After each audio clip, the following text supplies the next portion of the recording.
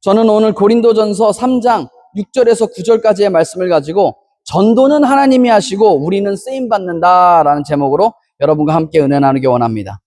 3월 22일이 우리 교회 이제 전도축제다라고 말씀드렸습니다. 그래가지고, 이 전도 축제를 위해서 우리가 다 이렇게 기도도 하면서 계속 준비해 나가고 있습니다. 그런데 교회에서 보통 이렇게 전도 축제다 하고서 전도하자! 이렇게라고 하면은 다들 많은 분들이 어떤 감정을 느끼시냐? 부담감을 느낍니다. 부담감. 전도하자라고 하면 벌써 그냥, 그냥 한숨이 퍽 나오면서, 내 주위에 다 크리스천인데 누구를 전도해야 되냐? 내가 전도 잘할 수 있을까? 혹시 내가 전도했는데 거절당하면 어떡할까? 이런 생각이 먼저 든다는 것입니다. 그래서 전도가 중요하다는 것을 알지만 실제로는 쉽게 나서지 못한다는 것입니다. 전도 이야기를 들으면 마음이 확 뜨거워지고 막 불타오르기보다 오히려 마음이 무거워지는 분들이 많다는 것입니다. 그런데 여러분, 성경은 전도를 그렇게 이야기하지 않습니다. 성경은 전도를 인간의 능력으로 이루어지는 일이다라고 말하지 않는다는 것입니다. 전도는 누가 하시는 거냐? 하나님이 하신다는 것입니다. 사람을 변화시키는 분도 하나님이시고 사람의 마음을 여시는 분도 하나님이시다. 성경은 분명히 기록하고 있습니다. 그러면 우리는 뭐냐? 하나님께서 그냥 그 일에 이렇게 끼워주시는, 동참하는 것입니다. 그 일에 쓰임받는 거라는 것입니다. 고린도전서 3장 6절, 오늘 본문 6절의 말씀을 다 같이 한번 읽어보겠습니다. 시작. 나는 심었고.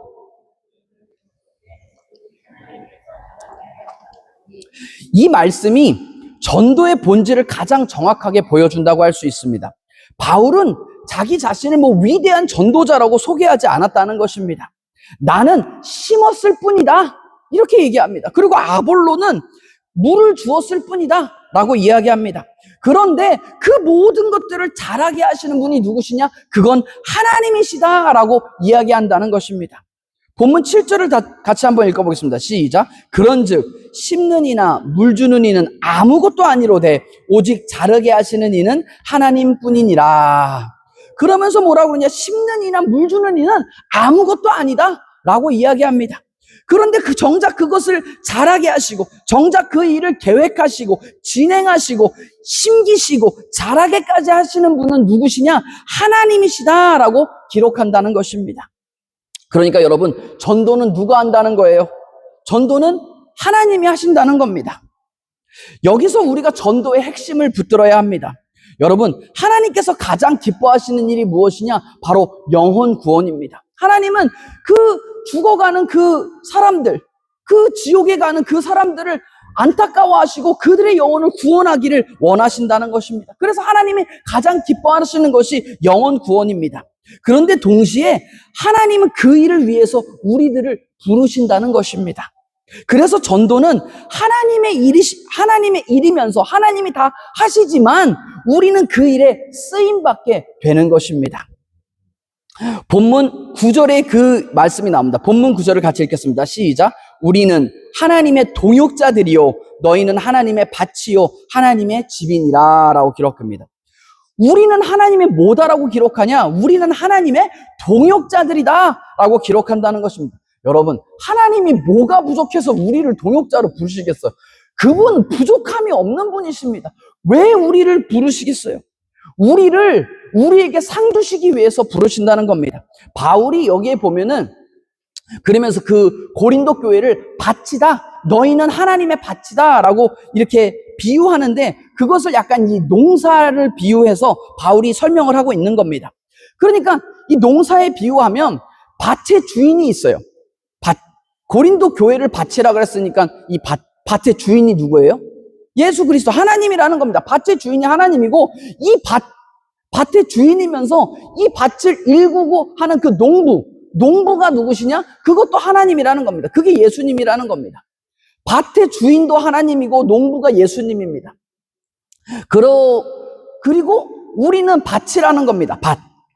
밭인데 그럼 우리는 누구냐? 우리는 왜 이렇게 농사를 해보면은 군대 갔을 때도 무슨 재민지원이라고 이렇게 수확 때나 씨를 뿌릴 때는 일손이 엄청 많이 필요합니다. 그래서 옛날에 뭐 품앗이도 하고 그랬잖아요. 뭐 이 집 가서 씨 뿌려주고 저 집 가서 씨 뿌려주고, 이게 수확할 때도 이 집 가서 다 잘라주고 저 집 가서 잘라주고, 그런 것처럼 일손이 많이 필요하다는 겁니다. 일손이 많이 필요한데 하나님 원래 필요 없으시지만 그 일에 우리를 부르신다는 것입니다. 그래서 누구는 씨 뿌리는 일로, 누구는 물 주는 일로 부르신다는 것입니다. 그리고 밭이 있고 그 농부가 있으면 뭐가 있어야 돼요? 씨가 있어야 되죠. 씨앗이 있어요. 씨앗이 바로 복음이라는 겁니다. 복음의 씨앗을 뿌리는 겁니다. 근데 예수님도 신약에서 같은 비유를 이야기하시죠. 예수님이 농부고, 그죠? 예수님이 농부고 우리가 밭이라, 마음밭이다, 밭이라고 얘기합니다. 그래서 그 농부가 이렇게 막 씨를 뿌리는데 그 씨들이 덜어는 자갈밭에, 덜어는 길가에, 덜어는 가시밭에, 덜어는 좋은 땅에 뿌려져서 그게 심기워지게 되었다는 것입니다. 이게 그러니까 같은 비유입니다. 같은 비유. 그 뿌리는 씨앗이 복음이고 농부는 예수님이고 우리가 마음밭이고, 우리가 그 고린도 교회가 너희는 밭, 하나님의 밭이다 얘기하는 것처럼 우리가 밭이라는 것입니다. 그런데 결론은 뭐냐? 이 밭의 주인과 농사의 모든 것을 누가 책임지시냐? 바로 하나님이 책임지신다는 것입니다. 그러니까 전도는 하나님이 하시고 우리는 그냥 그저 동참하고 쓰임받는 것뿐이라는 것입니다. 하나님의 일에 쓰임받는 것을 이야기할 때 이런 말이 있습니다. 다음 장 혹시 God works with or without you. 아침부터 점심부터 영어가 나왔는데 이게 무슨 말이냐? 하나님이 우리를 사용하신다고 할 때 굉장히 유명한 말입니다. 신학적으로도 굉장히 유명한 말인데 이게 무슨 말이냐? 하나님은 우리가 없어도 일하실 수 있으시다는 겁니다. 하나님은 우리가 있어도 일하실 수 있으시다 없으시다? 있으시다는 겁니다. 하나님의 뜻은 우리가 그 일을 동참하던 동참하지 않던 그 뜻을 이루어 나가신다는 것입니다. 하나님의 뜻은 반드시 이루어진다는 것입니다. 하나님이 우리 모든 인간에게 자유의지를 주셨어요. 자유의지. 그래서 자유의지를 주시고, 근데 하나님의 뜻이 영원구원이라고 말씀드렸더니, 그래서 하나님은 이 일을 위해서 열심히 씨를 뿌리고 농부시니까 그 일을 열심히 하고 계십니다. 지금도 하고 계셔요. 하고 계신데 우리를 부르신다는 겁니다. 우리를 부르시는데 우리가 그 부르심에 응답할 수도 있고 안 할 수도 있다는 겁니다. 그 부르심에 응답할 수도 있고 하지 않을 수도 있는 겁니다. 우리에게 선택권이 있다는 겁니다. 하나님이 우리에게 자유의지를 주셨기 때문에 우리에게 선택권이 있습니다. 그런데 만약 예를 들어서 이 파리 지역에 하나님이 이렇게 그 일들을 이루어 나가시는데, 하나님의 뜻을 이루어 나가시는데, 하나님이 그 뜻을 이루어 나가시기 위해서 사람들을 부르시죠. 많은 사람을 부르십니다. 그런데 예를 들어서 아무도 그 부르심에 응답하지 않는 거예요. 아무도 응답하지 않는 거예요. 아무도 나는 하나님의 일에 동참하지 않겠다, 그냥 막 결단을 해버립니다. 그리고 안 하는 거예요. 안 하면 어떻게 되냐? 하나님은 그래도 이 땅에 하나님께서 불쌍히 여기시는 그런 영혼들이 있잖아요. 그러면 하나님은 어떻게 하시냐? 이 땅에 아무도 그 부르심에 반응을 하는 사람이 없을 때는 하나님은 어떻게 하시냐? 돌들로도 그 일을 이루신다, 성경은 기록하고 있다는 것입니다. 여러분, 하나님의 뜻이 이렇습니다. 하나님의 뜻은 우리가 그것에 동참하든 동참하지 않든 하나님의 뜻은 반드시 이루어진다는 겁니다. 아무도 그 부르심에 응답하지 않을 때는 어떻게 되냐? 하나님이 돌들로도 그 일을 이루어 나가신다는 것입니다. 보세요. 하나님 뭐 필요한 게 없으신 분이라니까요. 그런데 하나님이 우리를 부르시는 이유가 있다는 겁니다. 그래서 첫 번째로 살펴볼 것은 전도는 하나님이 시작하시고 하나님이 이루시는 일입니다 라는 것입니다. 따라해 보겠습니다. 전도는 하나님이 시작하시고 하나님이 이루시는 일입니다. 사도 바울은 오늘 본문에서 다시 이렇게 이야기합니다. 6절에서 나는 심었고 아볼로는 물을 주었으되 오직 하나님께서 자라게 하셨나니 라고 기록한다는 것입니다. 아까 드린 대로 농사를 지을 때 농부는 씨를 뿌립니다. 그리고 물을 줍니다. 그러나 그 씨가 싹이 트고 자라는 것은 인간의 능력으로 되는 일이 아니라는 것입니다. 생명을 자라게 하시는 능력은 오직 하나님께 있다는 것입니다. 전도도 마찬가지입니다. 우리는 복음의 씨앗을 뿌릴 뿐입니다. 그리고 사랑의 섬김을 통해 물을 줄 따름이라는 것입니다. 하지만 그 사람의 마음 문을 열고 그 사람이 예수를 믿게 되는 그 일은 우리의 능력이 아니라 하나님의 하시는 일이라는 것입니다. 여러분, 사도행전 16장을 보면 바울이 이제 막 그 다메섹 도상에서 예수님을 만나가지고 바울이 선교를 떠나고 싶어요. 전도도 많이 하면서 선교를 떠나고 싶어 합니다. 그런데 바울이 어디로 선교를 떠나고 싶어 하냐?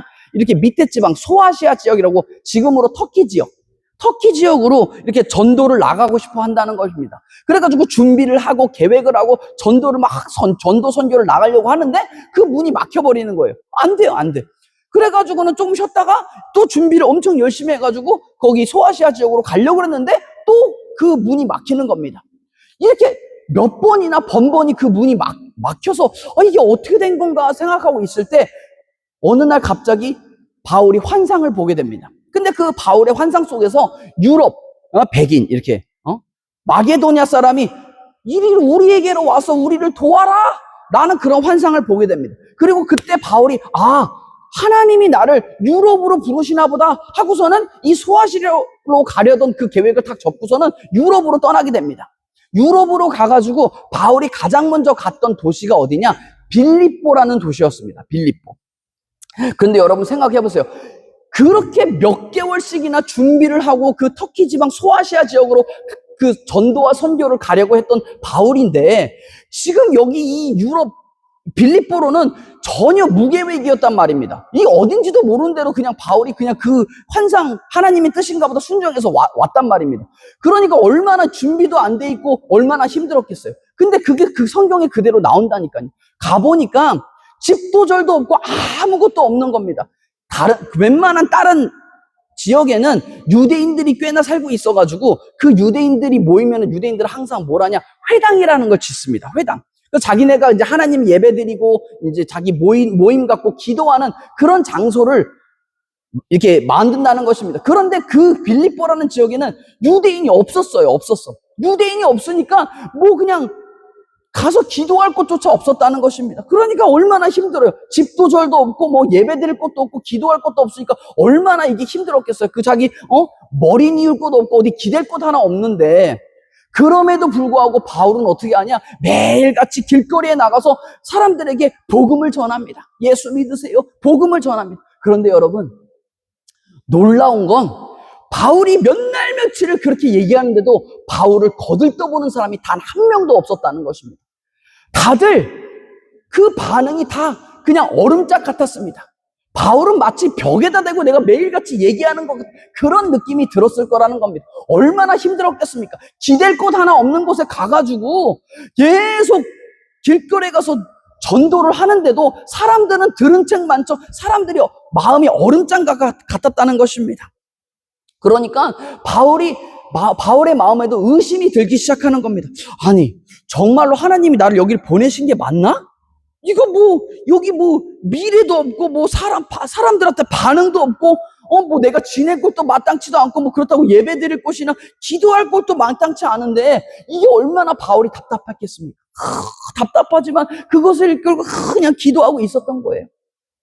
그런데 몇 주가 지나고서는 아주 신기한 일이 벌어집니다. 사도행전 16장 13절 14절을 같이 읽겠습니다. 시작. 안식일에 우리가 기도할 곳이 있을까 하여 문 밖 강가에 나가 거기 앉아서 모인 여자들에게 말하는데 두아디아시에 있는 자색옷감 장사로서 하나님을 섬기는 루디아라 하는 한 여자가 말을 듣고 있을 때 주께서 그 마음을 열어 바울의 말을 따르게 하신지라 라고 기록합니다. 안식일이 딱 되었는데도 기도할 곳이 없다는 겁니다. 기도할 곳이 없는 거예요. 얼마나 답답해. 지금 너무나 이거 지금 선교도 힘든데 기도할 것도 없으니까 얼마나 답답하고 힘들었겠습니까?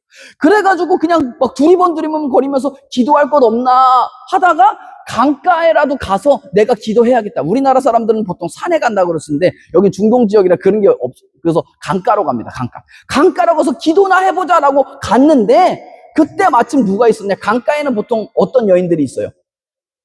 동서 여하를 막론하고 빨래하는 여인들이 있지. 거긴 똑같았어요.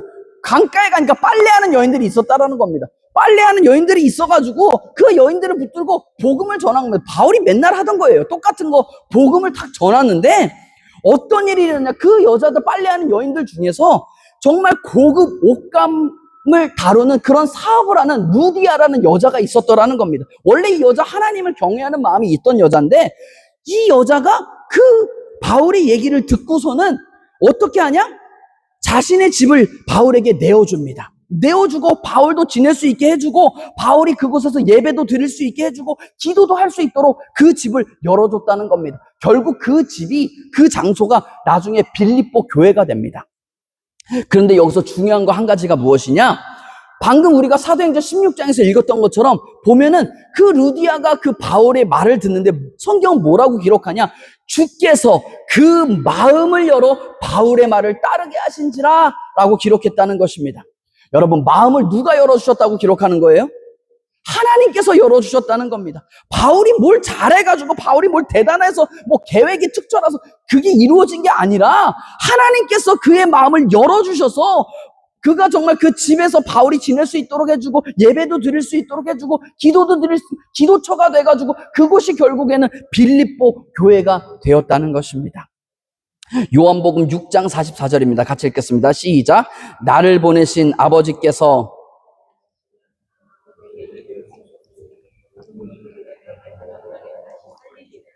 아버지께서 이끌지 아니하시면, 아버지께서 부르지 아니하시면은 아무도 주님께 올 자가 없다. 성경은 기록한다는 것입니다. 여러분, 우리 모두가 하나님께서 우리를 부르셔서 우리가 이 자리에 나오게 된 줄로 믿습니다.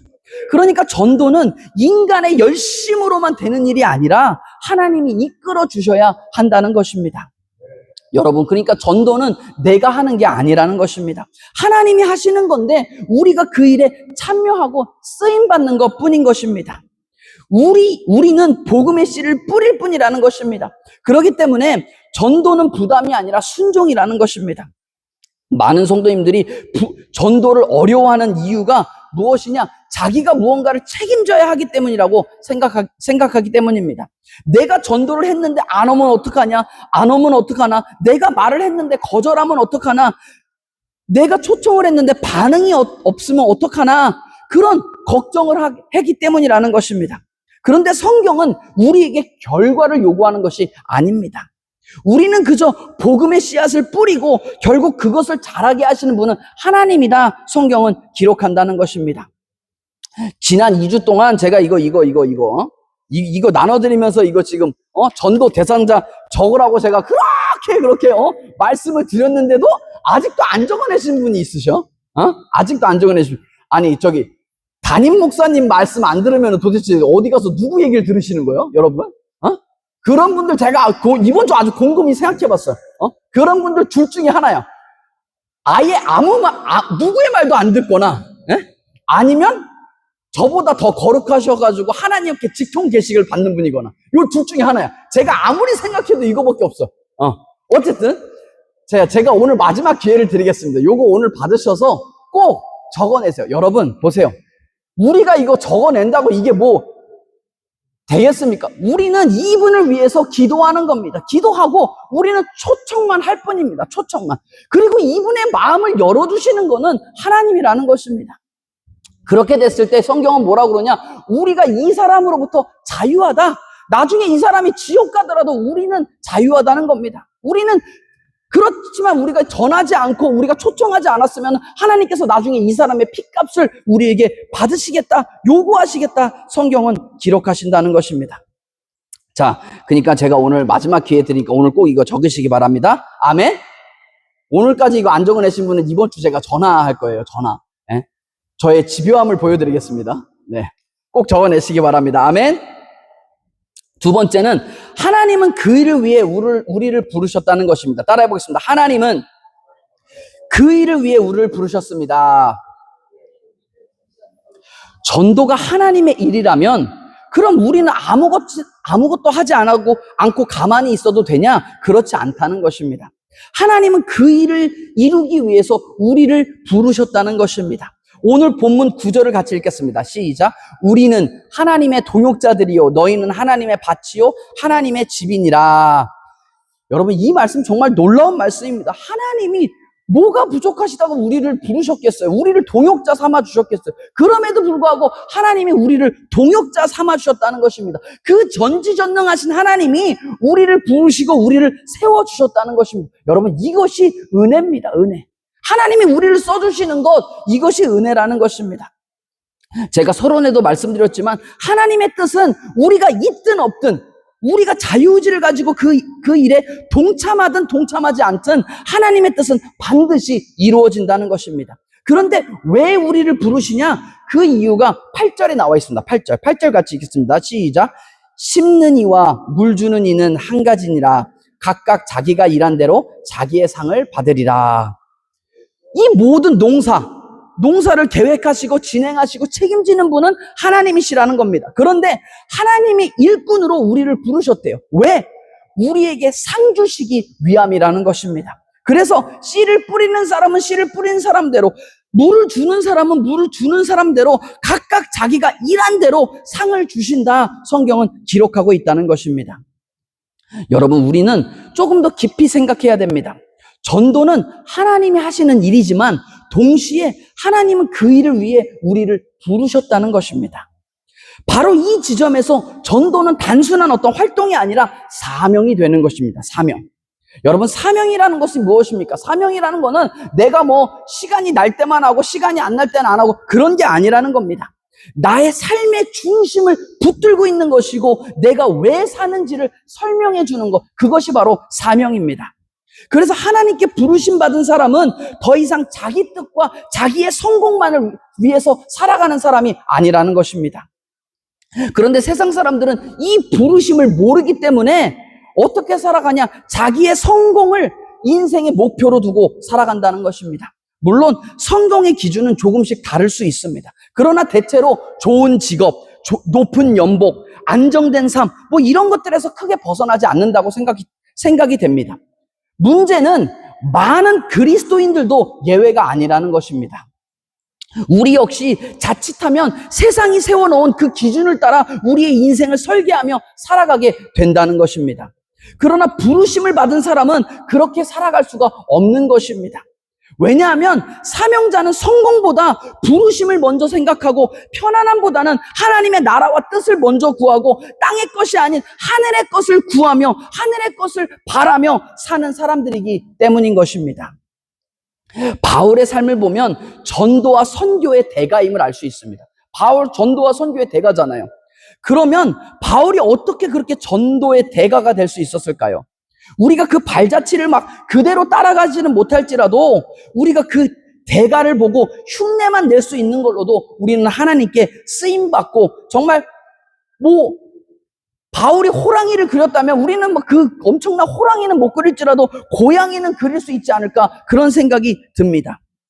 사도행전 20장 22절에서 25절은 이렇게 기록합니다. 보라, 이제 나는 성령에 매어 예루살렘으로 가는데 거기서 무슨 일을 당할는지 알지 못하노라. 오직 성령이 각성해서 내게 증언하여 결박과 환난이 나를 기다린다 하시나 내가 달려갈 길과 주 예수께 받은 사명 곧 하나님의 은혜의 복음을 증언하는 일을 마치려 하면은 나의 생명조차 조금도 귀한 것으로 여기지 아니하노라. 보라, 내가 여러분 중에 왕래하며 하나님의 나라를 전파하였으나 이제는 여러분이 다 내 얼굴을 다시 보지 못할 줄 아노라 라고 기록합니다. 여러분, 사도행전은 바울이 다메섹 도상에서 예수님을 만난 후에 어떤 사람으로 바울이 변화되었으며 어떻게 하나님께 쓰임받았는지를 잘 보여주는 책입니다. 바울의 변화와 헌신, 그리고 그를 통해 이루어주신 하나님의 역사와 복음의 확장을 기록하고 있다는 것입니다. 그 중에서 이 20장은 바울이 이제 그 유럽의 그 3차 선교까지 다 마치고선 이제 바울이 예루살렘으로 돌아가기에 앞서서 그 에베소 교회의 모든 장로들을 불러다 놓고 고별 인사를 하는 그런 장면입니다. 여기서 보면 바울은 나는 성령에 매여 예루살렘으로 간다라고 되어 있는데, 여러분, 바울은 성령에 매여 있는 사람이었다는 것입니다. 성령의 이끌림을 받는 사람이었습니다.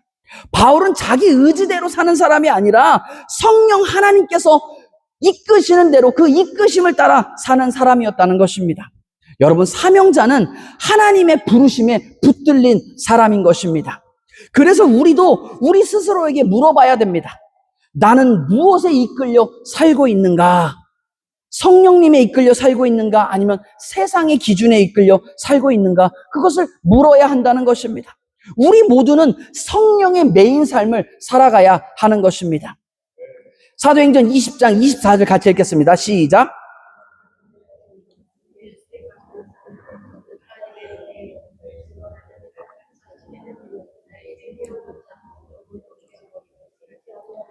또한 바울은 예수님께 받은 사명, 곧 하나님의 은혜의 복음을 증언하는 일을 하는 데 있어서는 나의 생명조차 조금도 귀한 것으로 여기지 아니한다라고 고백했다는 것입니다. 그러니까 얼마나 바울이 이 부르심과 사명에 붙들려 살았는지를 잘 보여주는 대목입니다. 그래서 우리도 우리 스스로에게 물어야 하는 것입니다. 나는 직업인으로 살아가고 있는지 아니면 사명자로 살아가고 있는지를 물어봐야 하는 것입니다. 많은 크리스천들이 직업은 가지고 있지만 사명을 놓친 채 살아가고 있다는 것입니다.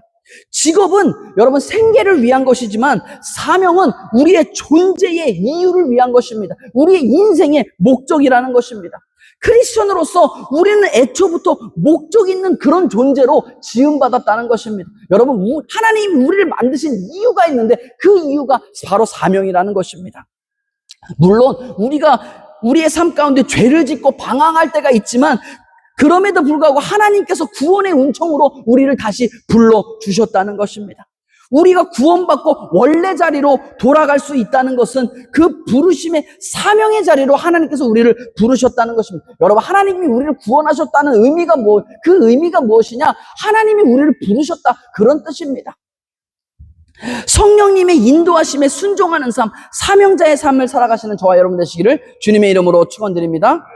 셋째로는 그러므로 전도는 우리의 존재 목적이며 사명입니다. 따라해 보겠습니다. 그러므로 전도는 우리의 존재 목적이며 사명입니다. 여러분, 그렇기 때문에 전도는 단순히 교회 행사나 프로그램이 아닙니다. 전도는 우리 존재의 목적이라는 것입니다.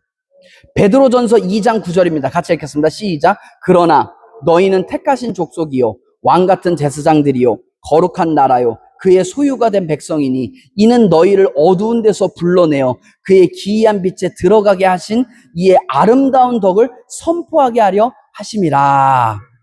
성경에서 보면 하나님께서 우리를 하나님의 택하신 백성, 택하신 족속, 왕같은 제사장, 거룩한 나라, 하나님의 소유된 백성으로 우리를 삼으시려고 어두운 가운데서 그 아름다운 빛으로 우리를 구원해 주셨다 기록합니다.